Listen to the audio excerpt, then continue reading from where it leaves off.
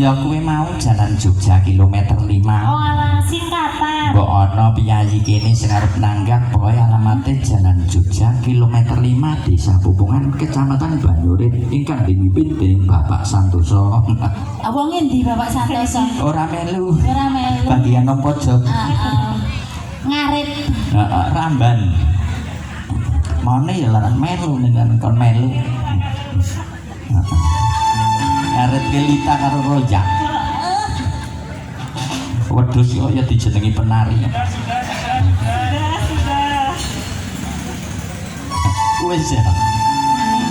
Ulang sono kinarya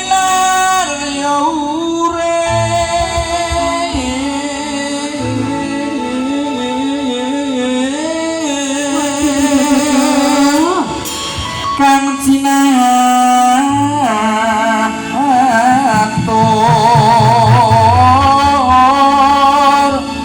para kawula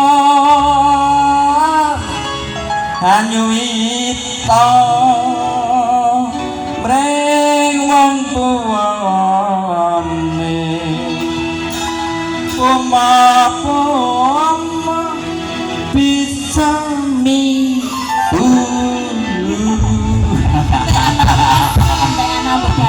ya maklum karena ya tukang ramban ini napasnya entek.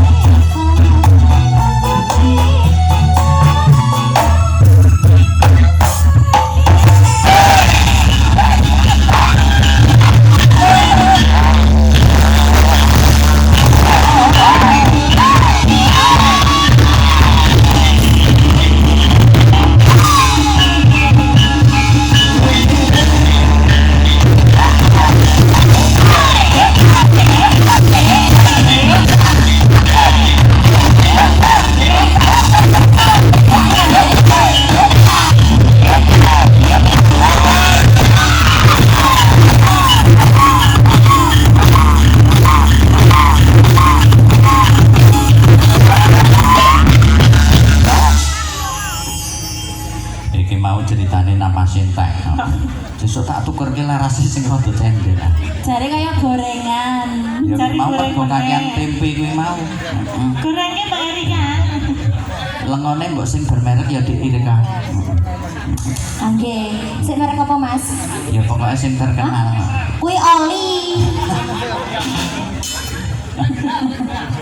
Aku tadi kira dasare ya wingi terus mayu ning wasiat. Yuk terus ning kene sesuk diterusin nang Gersa. Apa? Santai bro, santai kok ora tau nari wae. Wis jengking sik wae. Nah, Wis jengking, kok nek aku wis siap tak rono. tempene.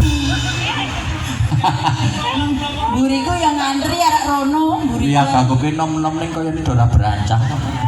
Wis tak sediane nek wis 7, nek wis 8, kala-kala 9 ayo. Udah anu aturane ora oleh bercinta sesama anu. Santi wis asam urat kae. Sama rombongan. Kanthi wis jempale. Ya, ya dilanjut. Apa ya?